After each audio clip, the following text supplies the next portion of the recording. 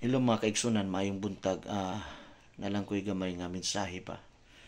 Kung na-notice ninyo karon sa social media ang mga balita regarding aning panghitabo karon sa mga kabataan sa high school nga level, senior high or sa junior high school, kangilngig mga kaigsunan nga mga balita ba. Doon ay mga batanon nagkaroon nga makita nimo nga something wrong na gyud sa ilang pangunahuna nga mangulata silang mga bata, dili lang sa mga lalaki bisan sa mga babae. Doon na po yung mga nag-viral karon, mga grupo sa mga kababayan. Try to imagine yun ana ng ilang mga kinabuhi karon, mangulata silang mga estudyante nga dili lang mahibulong ka, dili lang isa ka school, dili lang duha ka school, daghan nga mga school ni nga isyu karon makaigsunan. At tumiagi na to'y nahitabo makaigsunan nga nag-viral nga gipusil nga iyang uyab nga 15 anyos sa high school. Pag human nagpusil, siya na pud iyang gipusil yang kaugalingon. Makaigsunan mo ni akong nakita ba nga ang makabatanunan karon wala nay maayong moral. Muna nga atong pang-ihanyo ang atong DepEd or CHED nga unta matagaan ni og dako kayo nga importante nga mapadayon ang gitawag og values formation sa school.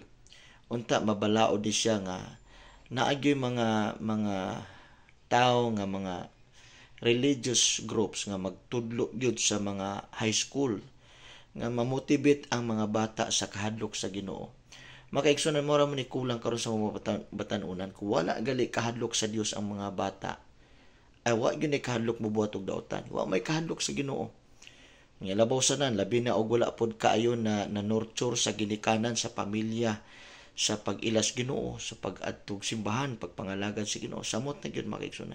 So unta atong panawagan nga matagaag higayon nga mabalik ang pagtudlo sa mga kabatanunan, especially sa junior high school ug sa senior high school, ang pagpadayon matagaan tag regular nga schedule nga matudlo nato ang pulong sa Ginoo. Kaya naamang gahom ang pulong sa Ginoo, muni mo usab sa dagan silang hunahuna o kasing-kasing. So karon makaigsunan, labi na kay ambisyo karon sa mga kabatanon, ang druga nakasulod ng mga eskwelahan, mga batanon karon nangahimo ng dealer, pusher. So grabe kang ngilngig. Makaigsunan anyway, sa Bible nata sa naghinapos na nga panahon karon, sumala sa Bible nga dunay increasing of wickedness, o karon nakita nato ni na karon kung walay counter ani makaigsunan, especially sa pagtudlo nato sa values formation, dunay spiritual manifestation sa ilang hunahuna, dunay dapat mahimong transformation sa ilang kasing-kasing. Makaigsunan, grabe kang ngilngig na karon ang dagan sa mga kabatanunan, labi na sa mga batanon karon nga gasugod na pud og bisyo, babae man ug laki. Makaigsunan, iyampo nato atong mga anak, ato gyud silang dad-on sa Ginoo kay mura gyud nay solusyon sa atong mga kabataan karon.